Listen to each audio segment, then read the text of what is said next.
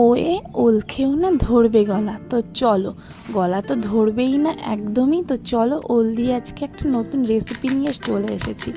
ওলটাকে আমি ভালো করে কেটে পরিষ্কার করে নিলাম, আর এই জায়গাটা না আমি ফেলে নেব, একটু ভালো করে ফেলে নেব, কারণ এটা একটু গর্ত গর্ত থাকে, তো গর্তের মধ্যে নোংরা থাকতে পারে। তো ভালো করে ফেলে পরিষ্কার করে আমি ধুয়ে নিলাম।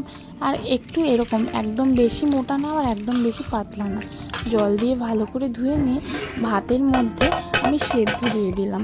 তো ভাতটাও এদিকে আমি জাল ধরিয়ে দিয়েছি, ভাতটা বেশ জলটা গরম হয়ে গেছে, ভাতের মধ্যে আমি সেদ্ধ দিয়ে দিলাম। উনুনটা তো ভালো করে জ্বলছে, আর দেখো ভাত হয়ে গেছে, এবার ভাতও হয়ে গেছে, আমার ওল সেদ্ধও হয়ে গেছে।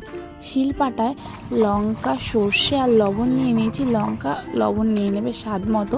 আর দেখো ওলটা আমার কত সুন্দর সেদ্ধ হয়ে গেছে। ওলটা আমি থেতো থেতো করে এবার এর সাথে ভালো করে একটু বেটে নেব।